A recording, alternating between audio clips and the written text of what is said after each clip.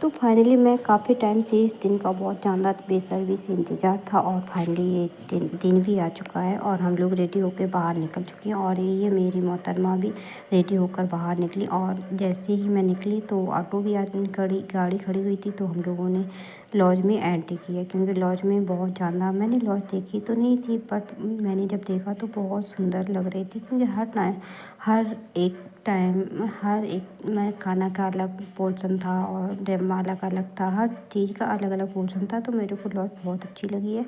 और ये मेरे जीजा जी की पहले तो पक्क्यात की रस्म होगी क्योंकि जो लड़का वाले होते हैं वो घर पे अपने पक्क्यात को लेते हैं और कोई कोई नहीं लेता है या फिर मंडप के दिन पक्क्यात को लेते हैं। लेकिन इनकी जो दीदी की बारात आई है वो काफ़ी दूर से आई है, तो इसलिए उन्होंने जिस दिन टीका होता है उसी दिन उन्होंने पक्क्यात ली है। तो ये मेरे जीजा जी हैं और इनकी पक्क्यात कुछ बहुत ज़्यादा लेट हो चुके थे क्योंकि हम लोग 7 बजे 8 बजे के समथिंग हम लोग लॉज में पहुंच चुके हैं, लेकिन ये आए थे 10-11 बजे के समथिंग क्योंकि इनकी गाड़ी जो थी बहुत ज़्यादा लेट हो चुकी थी।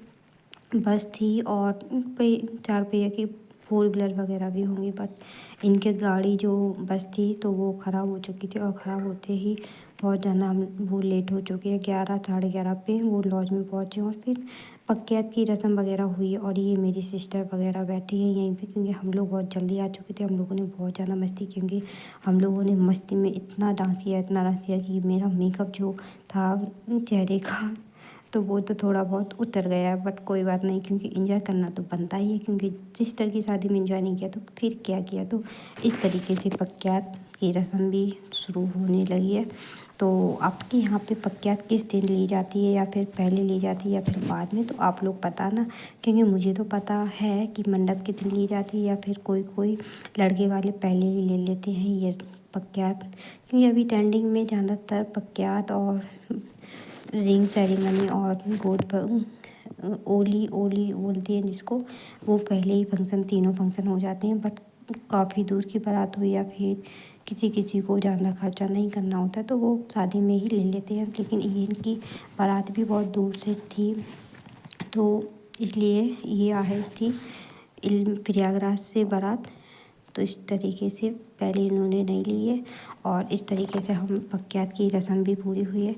तो ये आप लोग को मेरा ब्लॉग कैसा लगा है और इस तरीके से मैं आप लोग को लास्ट तक बने रहिए क्योंकि आगे आगे होता है क्या, क्योंकि इस ब्लॉग में मैं बहुत कुछ हट के बताऊंगी। सबसे पहले तो मैं अपने घर से आई हूँ, दूसरी पक्क्यात की रस्म हुई है। आप देखिए जयमाला कार्यक्रम क्या क्या होता है इस ब्लॉग में, क्योंकि ये ब्लॉग मैंने थोड़ा सा लंबा कर दिया है क्योंकि आप लोग कहते हो कि इतना छोटा ब्लॉग हर एक की वीडियो मैं नहीं अपलोड कर पाती हूँ क्योंकि 2-2 मिनट की करूँगी 3-3 मिनट की तो नहीं हो पाता है ऐसा क्योंकि टाइम टू टाइम।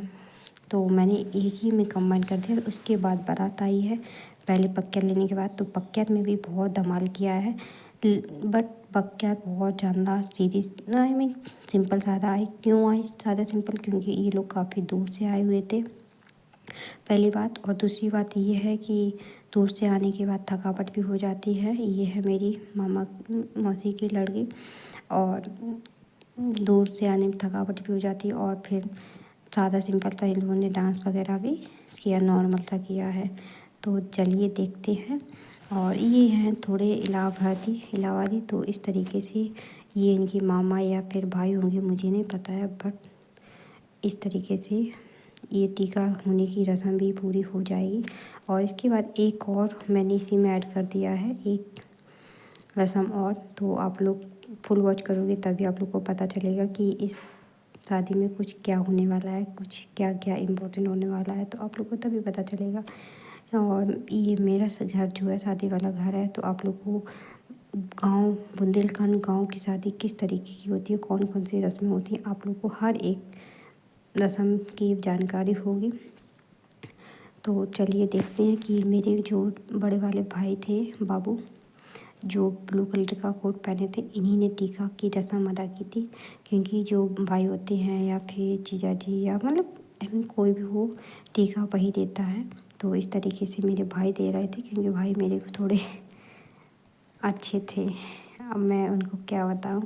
तो इस तरीके से मेरे भाई ने उनकी रस्म की किया।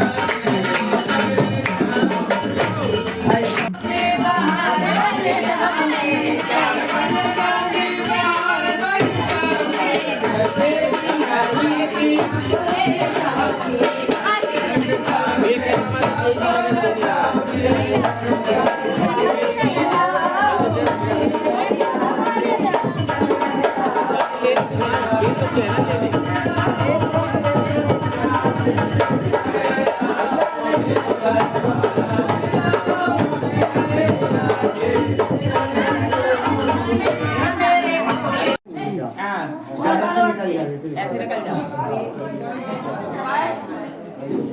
आ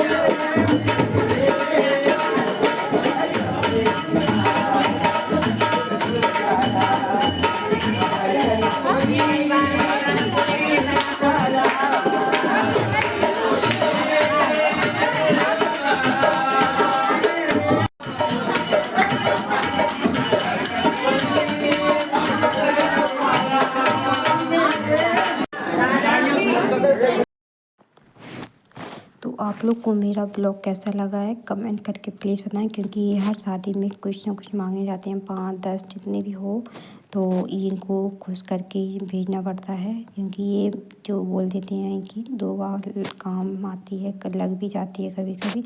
तो ये मेरा ब्लॉग आप लोग को कैसा लगा है कमेंट करके बताएं। नेक्स्ट ब्लॉग में आप लोग को कुछ और भी बहुत सारी रस्में होती हैं, मैं आप लोग को बताती रहूँगी नेक्स्ट ब्लॉग में भी।